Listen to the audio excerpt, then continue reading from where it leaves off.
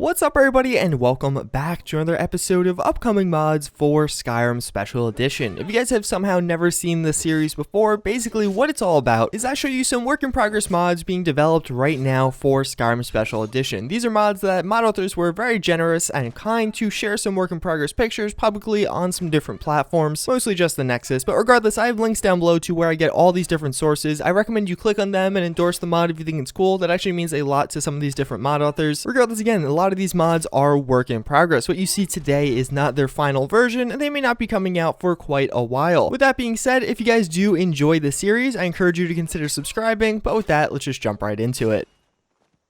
Do you guys remember that dragon I did show you last time? The name was like Jormungandr. I butchered it then, I'm butchering it now. It's a work in progress mod by Zero Frost. He's really well known in the Skyrim modding community. He's made a number of really high quality armor mods in the past. Well, now to go along with that dragon, he's revealing today some new shouts that are going to be also shipping with that mod. So it seems like these are going to be shouts the dragon himself does use, or herself I guess, but also you will have the ability to get these to use on your own character. Kind of similar to how shouts work otherwise in Skyrim. The first of these two is going to be Wildfire or Foxfire. As you can see, it's that kind of green burning fire there that does have a very Game of Thrones feel. He does reference Game of Thrones in his post here as well. Or left is going to be very similar to Fire Breath, but it's just going to be longer burning and do a bit more damage than that alternative. Then we do have Wolf's Bane. This is going to be an altered version of the Ice Storm shout. Basically what this is going to do is create a big ball of poisoned ice, and then it's going to explode over an area and deal damage over time to the people in there. Although this one is again going to be more powerful and larger than the original Ice Storm shout. Both of these sound very cool. There's not many mods out there adding in new shouts and even new dragons, so having both of these come together and really ship as a very complete mod is very exciting. I think it's going to be a huge mod on release. I will continue to cover it as he does post more updates, but definitely going to be one of the most promising ones I see going forward.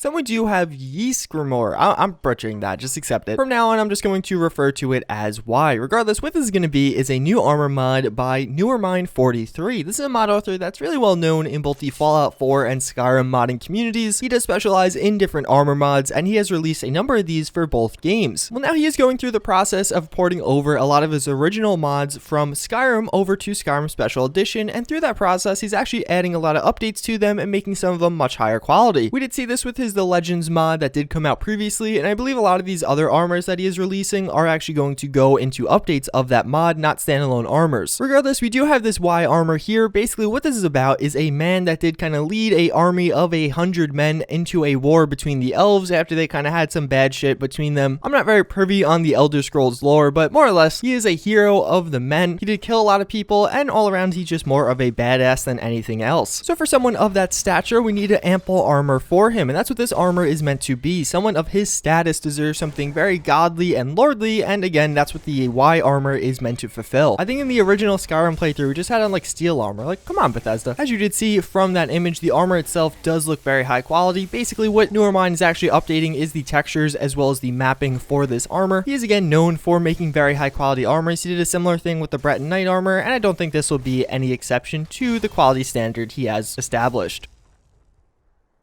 So then we do have Dremora. This is actually part of a much larger mod made by Apex 8. He did announce that he plans to port all of his mods over and actually release the ones he can over to Xbox One, which is really cool of him to do. As I did say, this armor is actually part of a much bigger mod, that being Cold Harbor Resummoned. Basically what that is an overhaul for a lot of the Daedra in the game, adding in new armor such as this one, some new weapons, as well as some new spells. It is a very high quality mod. It really adds a lot of content to the game, and is a great mod to add onto your load order if you really just want another one of those kind of faction overhaul mods. As you can tell by the image, the armor itself was very high quality, and it's really cool to see another mod author supporting Xbox One users. I know it's kind of fallen off in the near future, but it's always nice to have some more mods on Xbox One.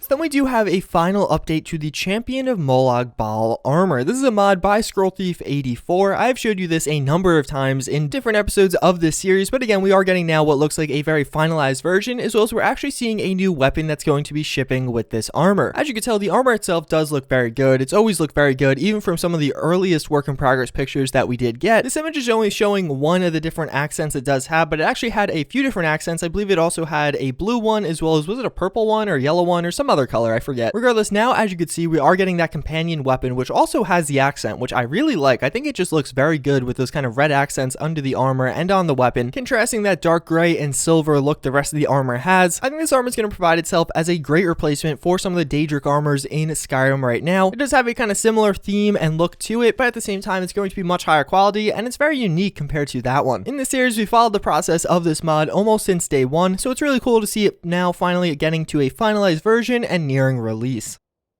So then last but not least, we have a new work in progress update by Naz Tanaka. So basically, this is a mod that he has been kind of teasing us with over the past few weeks. It is kind of a medieval or night themed mod, and actually we have a number of new details about the mod itself after this image. As you can see, he's going to be adding in a number of new armors, but what he also kind of teases is this may be taking place in a brand new world space. More specifically, he says the place this quest is going to take place is going to be in the middle of the Dural Mountains in kind of a forgotten city. Not the forgotten city, just a forgotten city. For some reason, the people there abandoned that city right after the Oblivion crisis of the Third Era, so now you could go travel there and see how the city's doing and really just what's going on there. Obviously, I guess there'll be a ton of unique and kind of medieval armors, and a lot of these are actually staying pretty true to form in actual medieval, in the sense that a lot of them are historically accurate. All around, this is looking very high quality. We have much more kind of landscape shots of the area than we have before, and again, it is looking very promising. That's pretty much going to wrap it up for this episode of upcoming mods for Skyrim Special Edition. If you did watch to this point in the video, comment Claymore down below. As always, thank you guys again for watching. Make sure to click on some of the mod links in the description down below and endorse the mods or comment at the mod authors telling them what your opinions are of the mods. As always, again, I thank you for watching, and I hope to see you guys all next time. Later.